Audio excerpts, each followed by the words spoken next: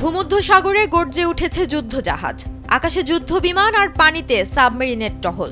বিগত ১৩ বছরে এই প্রথম দুই মুসলিম শক্তি একসঙ্গে ভূমধ্যসাগর কাঁপাচ্ছে, আর তা দেখে দুশ্চিন্তার ভাঁজ পড়েছে ইহুদিবাদী ইসরায়েলের কপালে।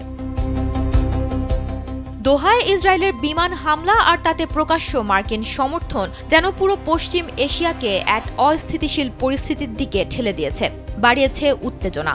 এতে করে ইসরায়েলি আগ্রাসন থেকে বাঁচতে কেবল সৌদি আরব নয়, মিশর ও তুরস্ক এক হয়ে যাচ্ছে।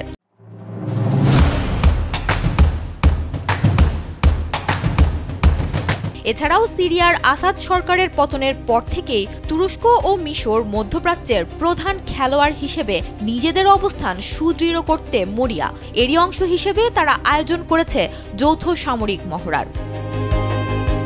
দীর্ঘ এক দশকেরও বেশি সময় ধরে দুই দেশের সম্পর্ক ছিল ঠান্ডা, তাই হঠাৎ করে আঙ্কারা ও কায়রোর এই যৌথ মহড়া যেন শুধুমাত্র মহড়া নয়, বরং এক নতুন কৌশলগত পদক্ষেপ। মিশরের সেনাবাহিনীর মুখপাত্র ব্রিগেডিয়ার জেনারেল গারিব আব্দুল হাফিজ জানিয়েছে, তাদের নৌবাহিনী ইতোমধ্যেই তুরস্কে পৌঁছেছে এবং পুরো সেপ্টেম্বর জুড়েই যৌথ মহড়ায় অংশ নেবে।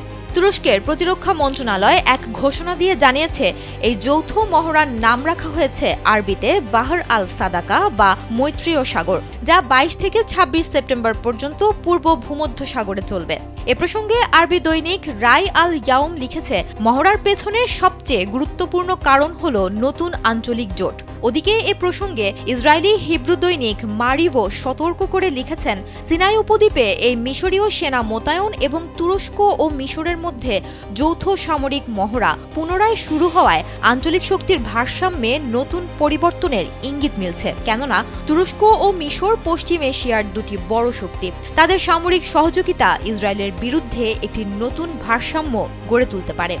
আর এই কৌশলগত ও নিরাপত্তামূলক কারণেই ইসরায়েল তুরস্ক ও মিশরের যৌথ নৌ মহড়া নিয়ে বেশ শঙ্কিত ও উদ্বিগ্ন।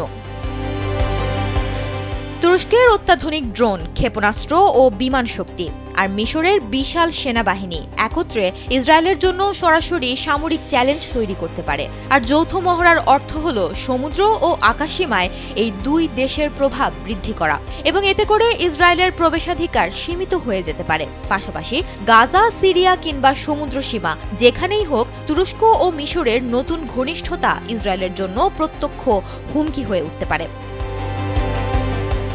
বিশ্লেষকদের মতে পশ্চিম এশিয়ায় শুরু হয়েছে নতুন জোটের পালা, আর তাতে ইসরায়েলের একক আধিপত্য ভেঙে পড়ার শঙ্কা ঘনিয়ে আসছে। সুমনা মুস্তফা, কালবেলা।